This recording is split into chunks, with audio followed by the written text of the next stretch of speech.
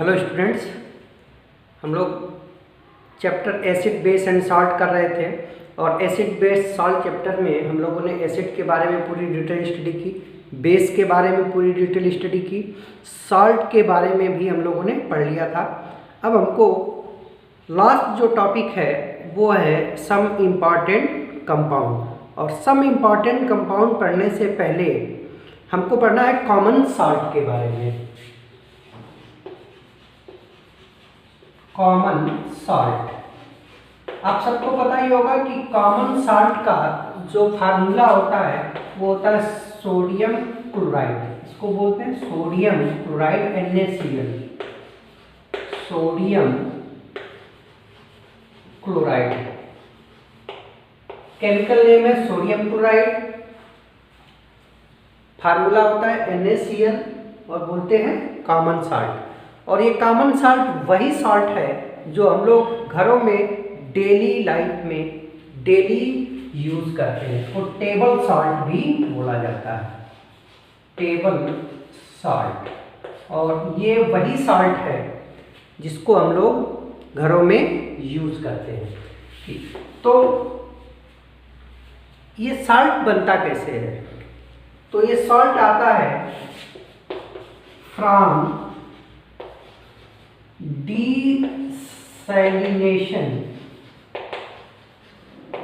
of sea water। जो समुद्र का पानी होता है उस समुद्र के पानी में ये सॉल्ट होता है, और उस समुद्र के पानी से जब इसका डिसैलिनेशन करते हैं तो सॉल्ट निकलता है। जैसे सी वाटर है तो सी वाटर में 2.7 to 2.9% सोडियम क्लोराइड होता है और रेस्ट अदर इम्प्योरिटीज या वाटर होती है। तो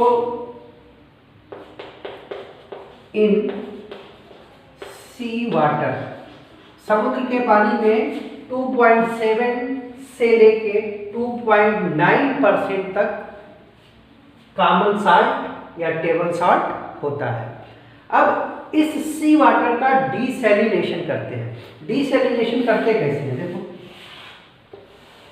डिसैलिनेशन का मतलब है, डी मतलब होता है निकालना और सैलिनेशन मतलब होता है सॉल्ट। तो सी वाटर से सॉल्ट निकालना कहलाता है डिसैलिनेशन। इसके लिए हम क्या करते हैं कि बड़े बड़े प्लांट्स होते हैं, इसमें एक मेम्ब्रेन होती है, इस मेम्ब्रेन को बोलते हैं SPM। SPM मतलब सेमी परमिएबल मेम्ब्रेन। और इस मेम्ब्रेन की खासियत ये होती है कि ये अपने से, इस मेम्ब्रेन से सिर्फ वाटर एक तरफ से दूसरे तरफ जा सकता है, सिर्फ वाटर जा सकता है, सॉल्ट नहीं जाता। ठीक है, तो इसमें हम क्या करेंगे, एक तरफ सी वाटर भर देंगे, सी वाटर, और दूसरे तरफ प्योर वाटर। ठीक है, और सी वाटर के ऊपर हमें प्रेशर लगाते हैं, बाहर से इस पे प्रेशर लगाया जाता है।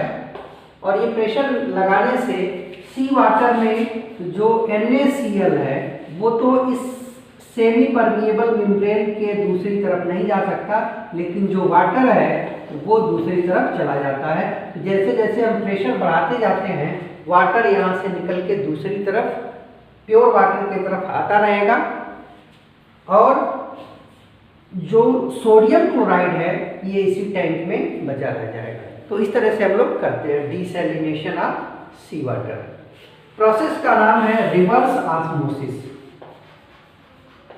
Reverse osmosis. और आपको ध्यान हो तो आपके घरों में जो RO मशीन होती है, ये RO वहीं से है। RO का मतलब क्या होता है? Reverse osmosis.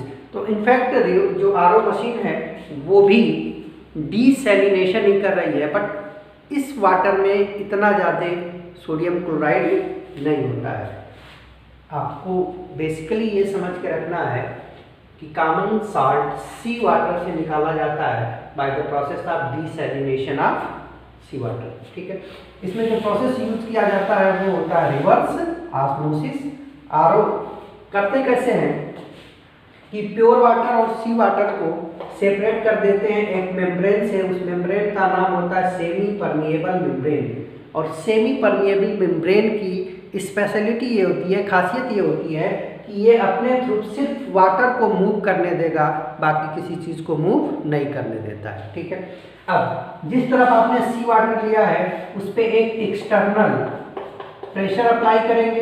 प्रेशर लगाने से जो वाटर है सी वाटर से वाटर प्योर वाटर की तरफ मूव करेगा और जो सोडियम क्लोराइड है, कॉमन साल्ट है, वो यहाँ पे बच जाएगा। तो इस तरह से सी वाटर से वाटर और साल्ट अलग हो जाएंगे, ठीक है। इसके अलावा सी वाटर के अलावा पूरी दुनिया में अलग अलग जगह पे साल्ट की बेड भी पड़ी हुई है। अभी तो सी वाटर से निकाले, इसके अलावा पूरे वर्ल्ड में साल्ट की बेड लेयर बनी हुई है। और ये लेयर बनी कैसे है? ये लेयर एंशिएंट टाइम में जो सी थे वो सी किसी वजह से सूख गए, ड्राई हो गए। जैसे एक सी का नाम आता है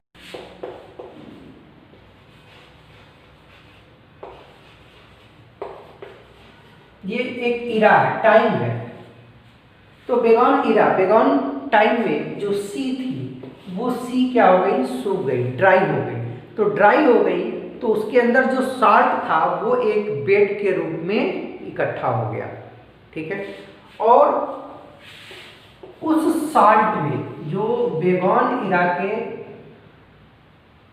सी के ड्राई होने से जो साल्ट का बेड बना उसको हम बोलते हैं रॉक साल्ट। उसका नाम है रॉक साल्ट। और ये रॉक साल्ट जो हमारा कॉमन साल्ट होता है उसके जैसा वाइट कलर का नहीं होता है, इसका कलर ब्राउन होता है। ब्राउन क्या, ये आप इसके कई कलर होते हैं और कलर डिपेंड करता है कि इसमें कौन सी इम्प्योरिटीज मिली है। इम्प्योरिटीज मतलब कि इस साल्ट में सोडियम क्लोराइड के अलावा और क्या है, उस पे डिपेंड करता है कि इस रॉक साल्ट का कलर कैसा होगा। जनरली ब्राउन कलर का होता है। इसमें ढेर सारी इम्प्योरिटीज मिली होती हैं, जैसे कुछ जगह पे CaSO4 .2H2O जिप्सम मिला होता है, कुछ जगह पे और केमिकल मिले होते हैं, इम्प्योरिटीज होती हैं, ठीक है। तो और ये जो रॉक साल्ट की बेड होती है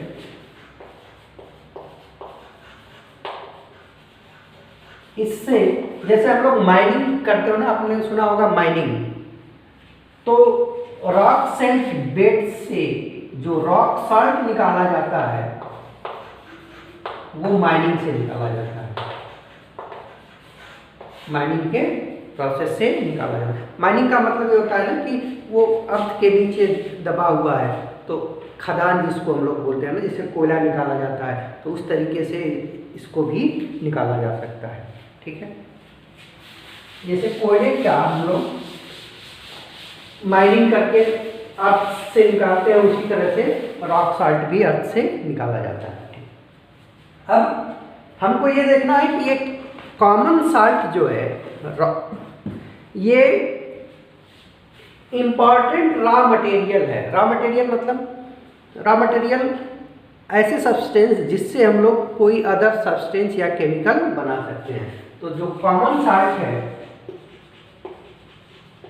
common salt, this is the raw material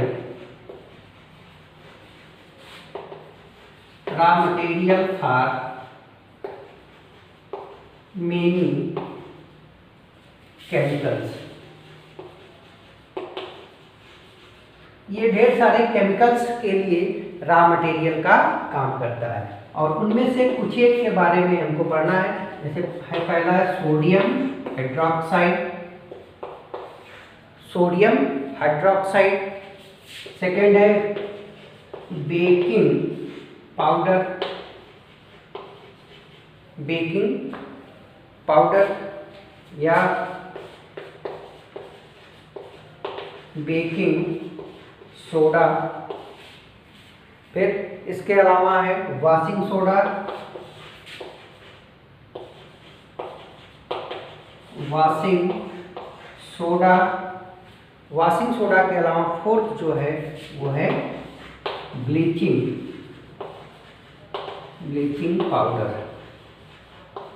तो ये मेन 4 ऐसे केमिकल्स हैं जिनको बनाने में हम लोग कॉमन साल्ट या सोडियम क्लोराइड को रॉ मटेरियल के जैसे यूज करते हैं। कौन कौन से? Sodium hydroxide, baking soda, washing soda और ब्लीचिंग पाउडर। ठीक है, तो कॉमन साल्ट रॉ मटेरियल है for sodium hydroxide, baking soda, washing soda और ब्लीचिंग पाउडर। ठीक है, बेकिंग सोडा का फार्मूला आपको पता होगा, क्या होता है बेटा? NaHCO3, sodium bicarbonate. Washing soda का फार्मूला होता है Na2CO3.10H2O और ब्लीचिंग पाउडर का फार्मूला होता है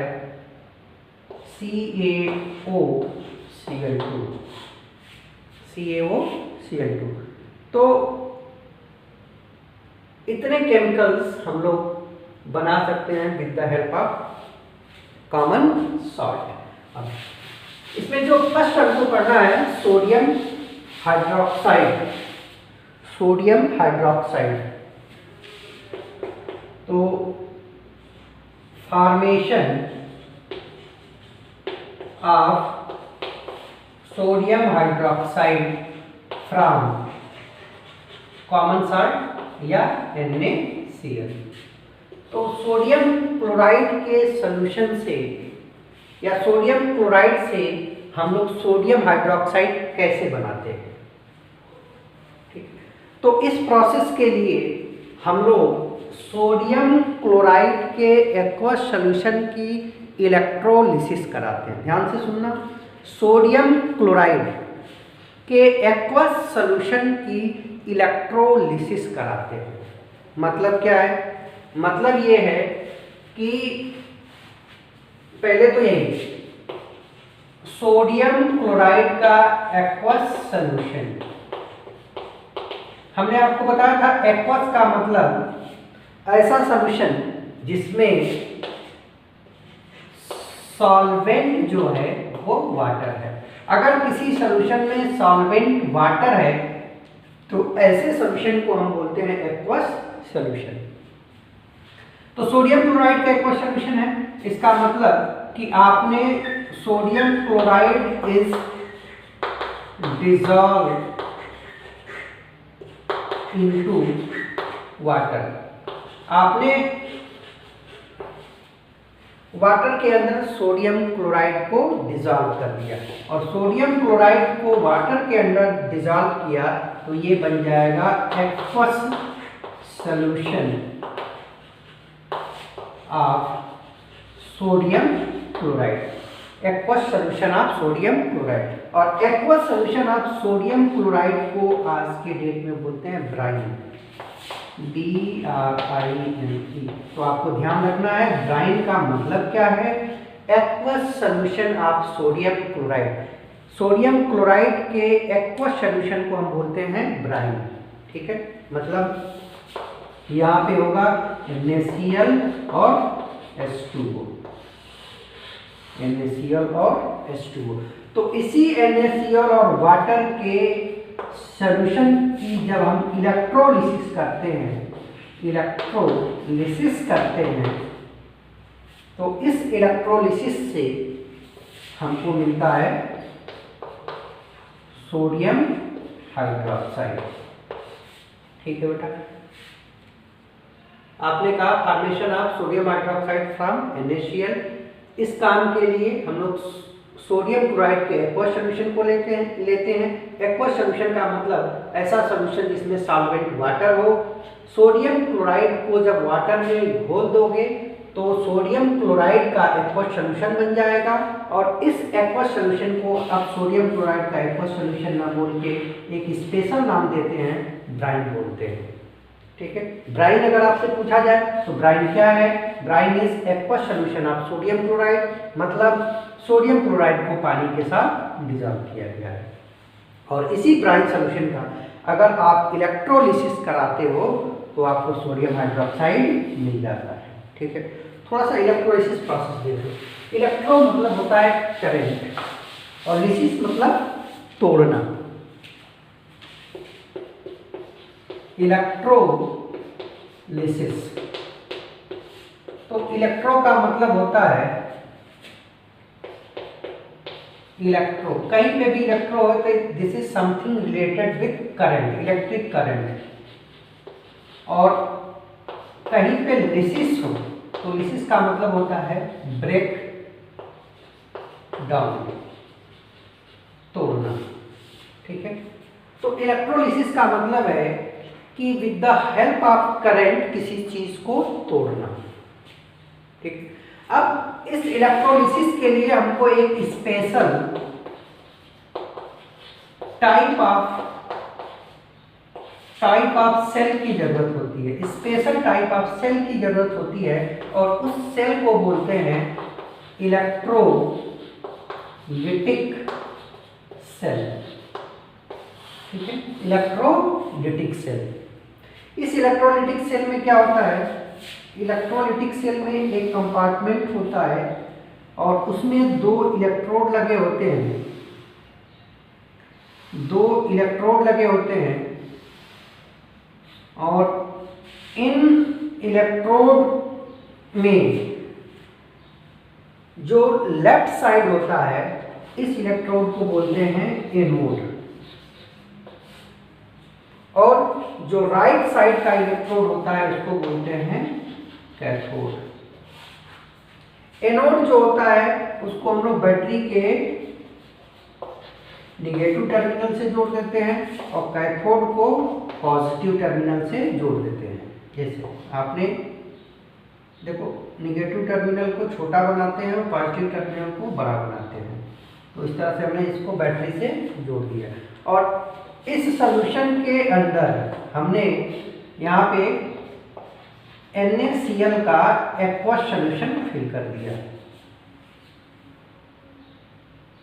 ठीक, बट NaCl की एक स्पेशल बात ये होती है कि जैसे ही इसको आप वाटर के अंदर डिजॉल्व करते हो तो वाटर के अंदर डिजॉल्व करते ही ये सोडियम आयन और क्लोराइड आयन में ब्रेक हो जाता है। तो इस सॉल्यूशन में आपने घोला तो सोडियम क्लोराइड है, लेकिन रहेगा क्या? वो रहेगा Na+ और Cl- के रूप में।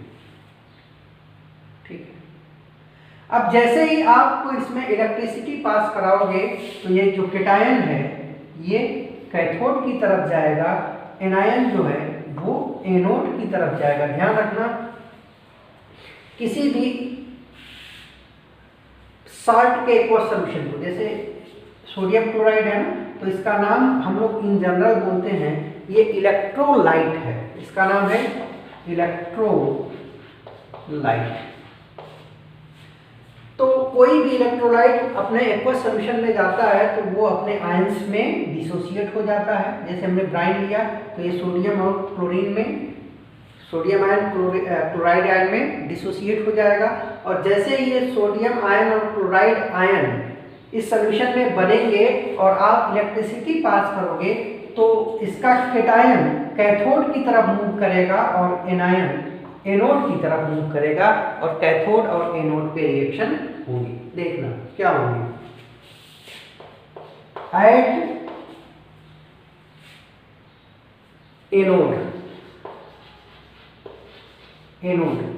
एनोड पे कौन सी रिएक्शन होगी? एनोड पे जाएगा क्या? एनायन, तो ये जाएगा Cl-। ठीक है, और एनोड पे हमेशा रिएक्शन होती है ऑक्सीडेशन की। किसकी वजह? ऑक्सीडेशन। ध्यान रखना, एनोड पे हमेशा ऑक्सीडेशन होगा, और ऑक्सीडेशन का मतलब होता है लॉस ऑफ इलेक्ट्रॉन। तो ये अपने इलेक्ट्रॉनों का लॉस करेगा। और बना लेगा Cl2।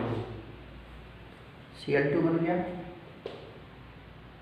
Cl2 plus 2 electron.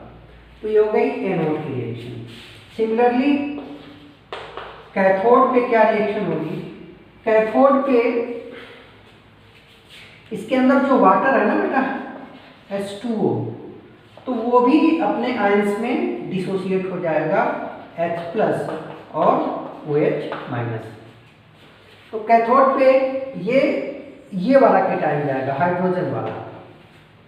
तो हाइड्रोजन वाला केटायन जाएगा और ये इलेक्ट्रॉन लेके कैथोड पे जो प्रोसेस होता है वो होता है रिडक्शन। तो रिडक्शन की रिएक्शन होगी हमेशा एनोड पे ऑक्सीडेशन, कैथोड पे रिडक्शन। ऑक्सीडेशन का मतलब लॉस ऑफ इलेक्ट्रॉन और रिडक्शन का मतलब गेन ऑफ इलेक्ट्रॉन। तो ये इलेक्ट्रॉन लेगा और इलेक्ट्रॉन लेने के बाद H2 गैस बना देगा। ठीक है, अब देखो सॉल्यूशन में बच क्या गया है। NaCl का सोडियम आयन बच गया है और वाटर का हाइड्रोक्सिल आयन बच गया है। वाटर का हाइड्रोक्सिल आयन बच गया है। तो ये सोडियम आयन और OH आयन मिलके सोडियम हाइड्रोक्साइड बना लेंगे। ठीक है, तो इस तरीके से ये रिएक्शन हो जाएगी और हमको नेट रिएक्शन जो मिलेगा वो मिलेगा NaCl प्लस H2O, ये हो जाएगा NaOH plus Cl2, NaOH plus Cl2। ठीक है, और जो प्रोडक्ट बना है उसमें से एक अल्कली है मतलब बेस है और दूसरा क्लोरीन है। तो इसीलिए इस प्रोसेस का नाम होता है क्लोर एल्कली प्रोसेस। प्रोसेस का नाम होता है क्लोर एल्कली प्रोसेस। ठीक है, तो इस तरीके से हम लोग सोडियम हाइड्रोक्साइड बना सकते हैं with the help of sodium chloride. समझ में आया बेटा? एक बार और समझ लो, एक बार और सुन लो थोड़ा सा अच्छा। आपको क्या कराना है? ब्राइन मतलब NaCl के एक्वस सॉल्यूशन की इलेक्ट्रोलिसिस कराना है। तो इस इलेक्ट्रोलिसिस के लिए आप एक स्पेशल अरेंजमेंट लेते हैं जिसको बोलते हैं इलेक्ट्रोलिटिक सेल। इस इलेक्ट्रोलिटिक सेल में दो मेटल की या ग्रेफाइट की रॉड होती हैं जिसको इलेक्ट्रोड बोलते हैं। इलेक्ट्रोड में से जो लेफ्ट तरफ का इलेक्ट्रोड होता है उसको हम लोग एनोड बोलते हैं।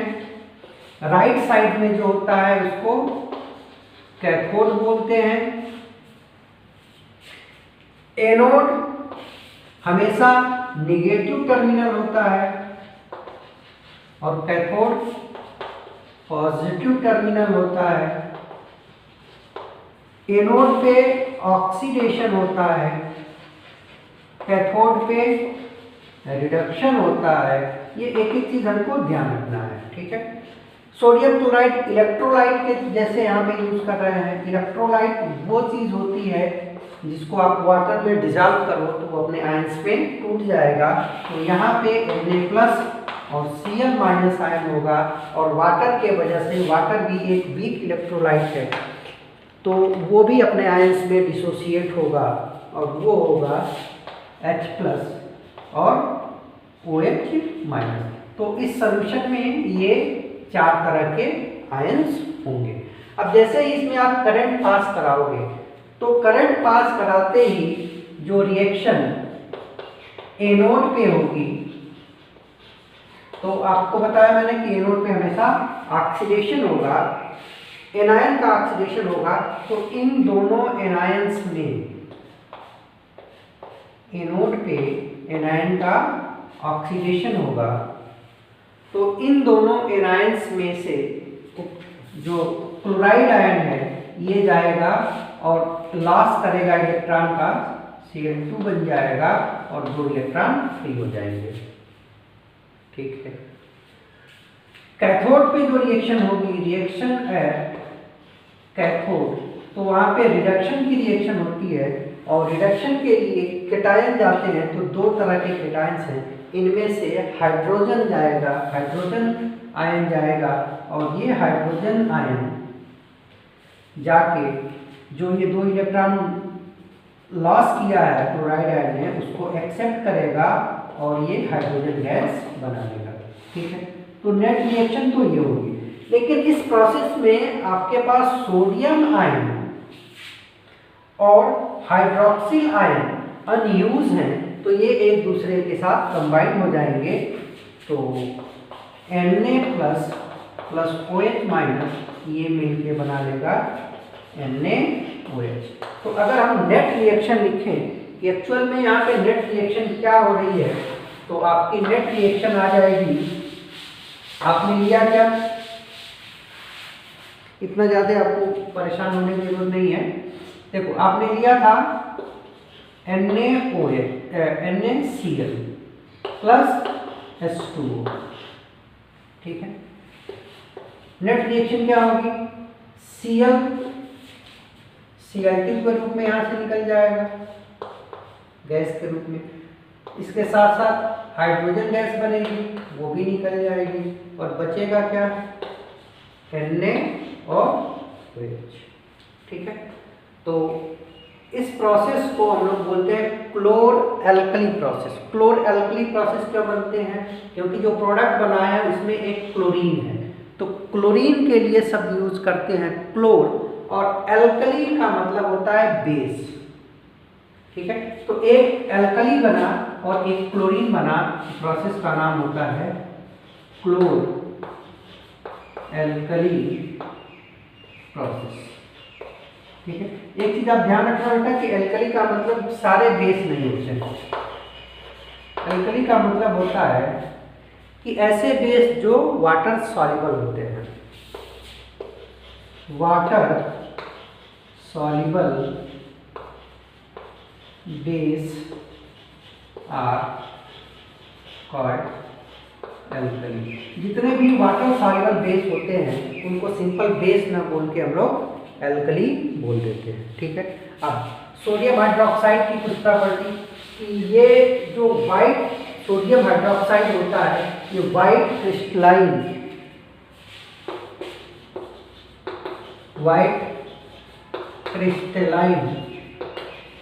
सॉलिड होता है, वाइट क्रिस्टलाइन सॉलिड होता है। ये डेलिक्विसेंट होता है। डेलिक्विसेंट का मतलब क्या है बेटा, ऐसे सब्सटेंस जिसको अगर आप ओपन एयर में छोड़ दो तो ये जो एटमॉस्फेयर में मॉइस्चर है उसको एब्जॉर्ब कर लेती है, मतलब एब्जॉर्ब मॉइस्चर फ्रॉम एयर। इसको अगर खुले में छोड़ दोगे तो ये एटमॉस्फेयर में जो वाटर है, मॉइस्चर है, उसको एब्जॉर्ब कर लेगा। ठीक है। अगर इसको काफ़ी देर तक आप खुले में छोड़ दो तो ये जो एयर में CO2 गैस होती है, इससे रिएक्शन करके सोडियम Na2CO3 सोडियम कार्बोनेट बना देता है। ठीक है बेटा। तो ये कुछ बेसिक रिएक्शंस हैं। यूज इसका, मेन आपको यूज इसका पढ़ना है। इसका यूज हम लोग करते हैं in the formation of soap, soap बनाने में।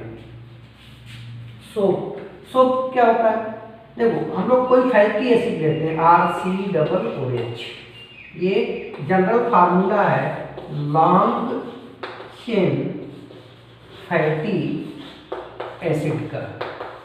किसी लॉन्ग चेन फैटी एसिड का जनरल फार्मूला होता है RCOOH।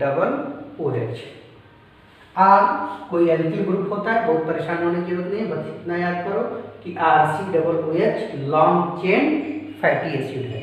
और जब इस लॉन्ग चेन फैटी एसिड की रिएक्शन हम लोग NaOH सोडियम हाइड्रोक्साइड से कराते हैं, तो आपको पता है कि एक है एसिड और दूसरा है बेस। तो बनेगा सॉल्ट प्लस वाटर।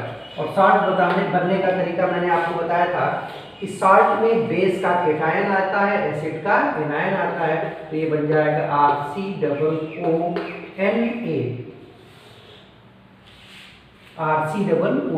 यानी कि salt of long chain fatty acid. लंबी चेन वाली, इसमें कार्बन के नंबर 16, 17 होते हैं, तो लॉन्ग चेन फैटी एसिड के साल्ट को ही हम लोग बोलते हैं soap. What is the soap? Soap is